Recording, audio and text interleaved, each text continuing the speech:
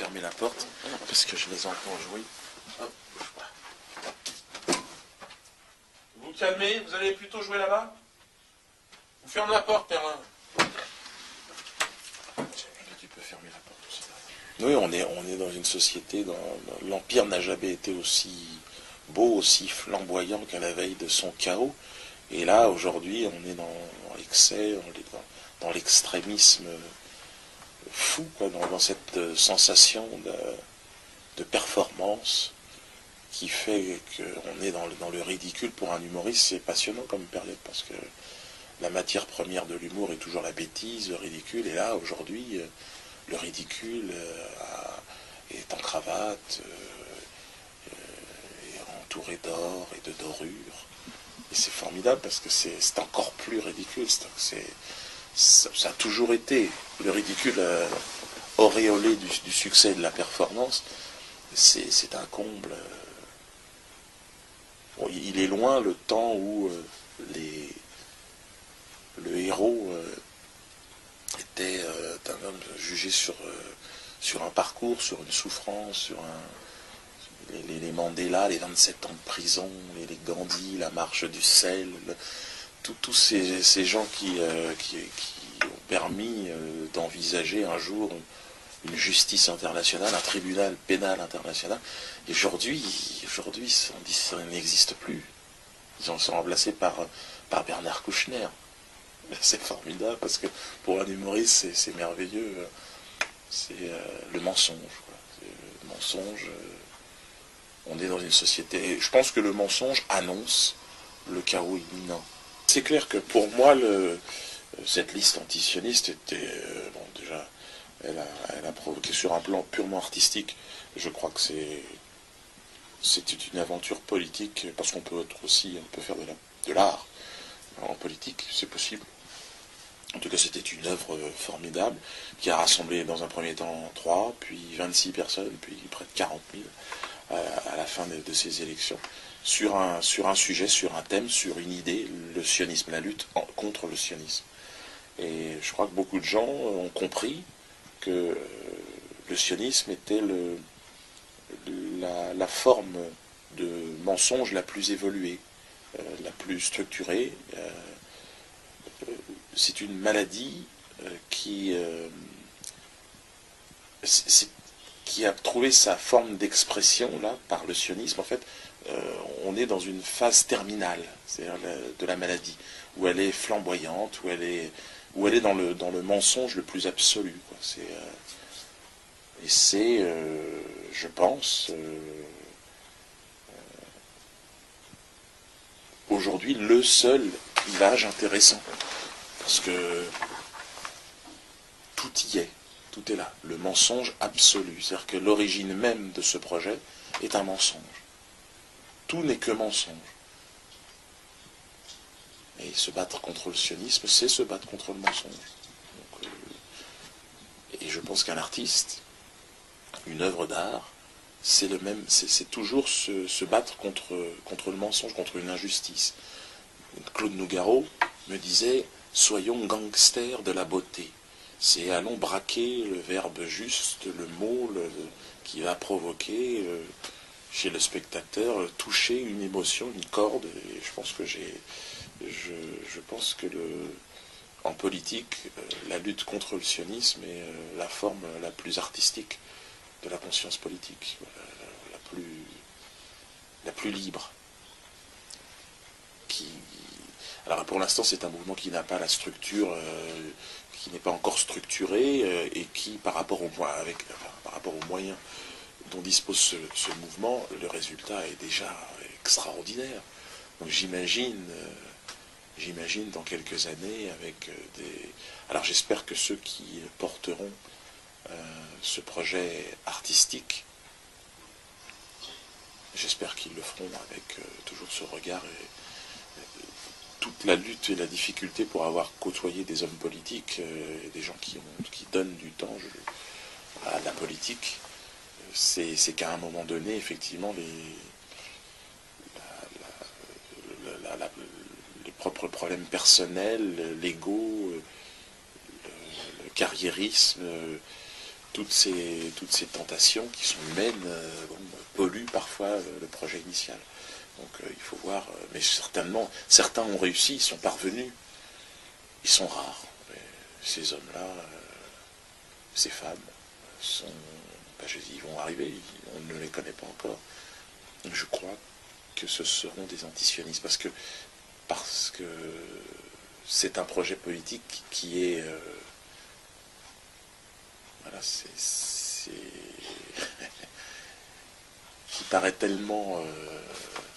aujourd'hui tellement frontal au système que je crois que c'est là, que c'est sur ce terrain-là, c'est sur ce socle-là que va se construire la révolution.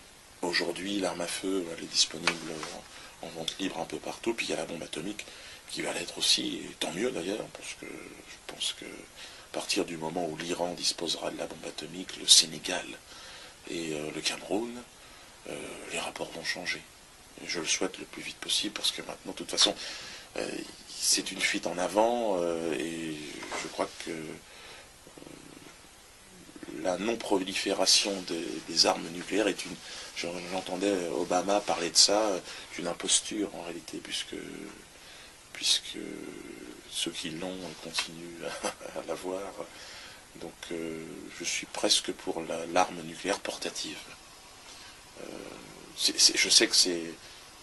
Dans le raisonnement par l'absurde, en tout cas, je trouve ça... Je pense que n'importe quel clochard sera africain, indien, sera plus responsable pour gérer la bombe atomique que n'importe quelle personne encravatée du G8. Donc, eux sont dans une logique suicidaire. Et ça n'est pas en reculant, non.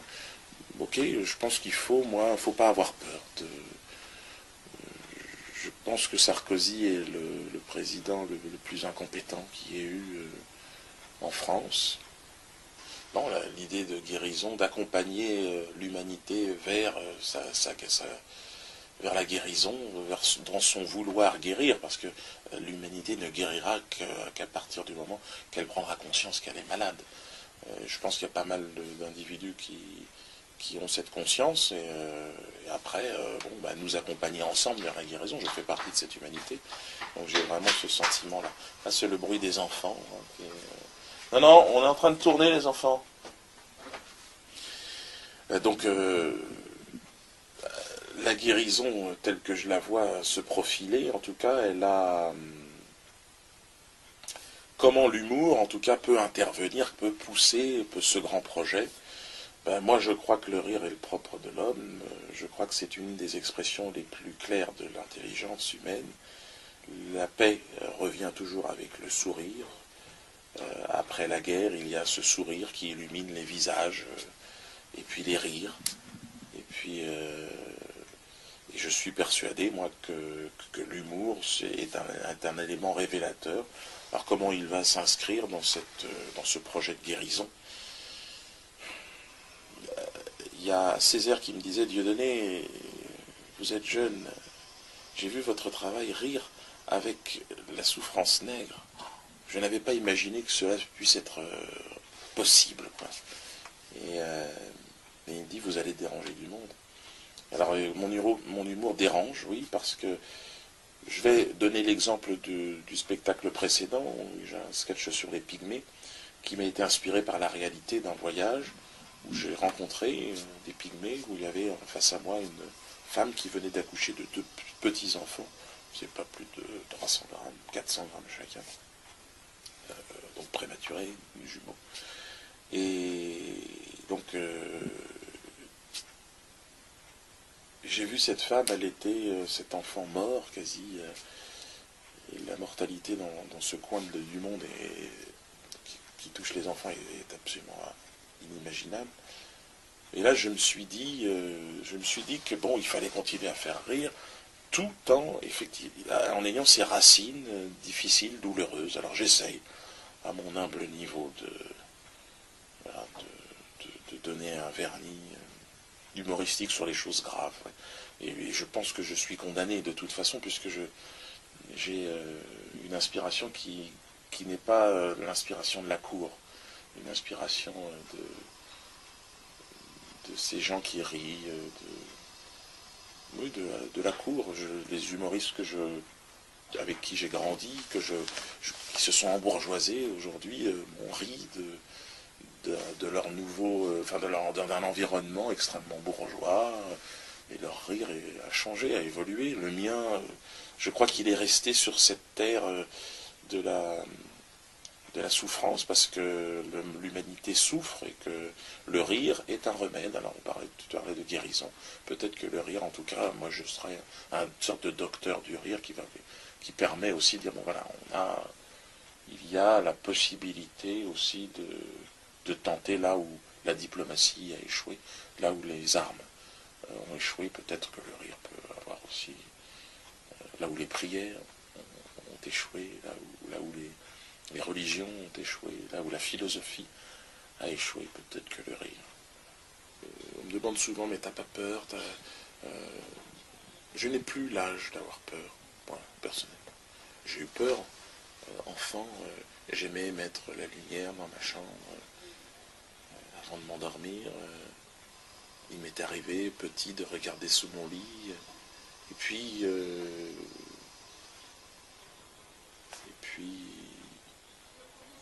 puis un jour, j'ai compris que c'était un choix de vie. Vivre dans la peur, vivre comme un mouton, avec le chien qui aboie autour et qui guide le troupeau. Donc on a peur de sortir du troupeau parce que le chien...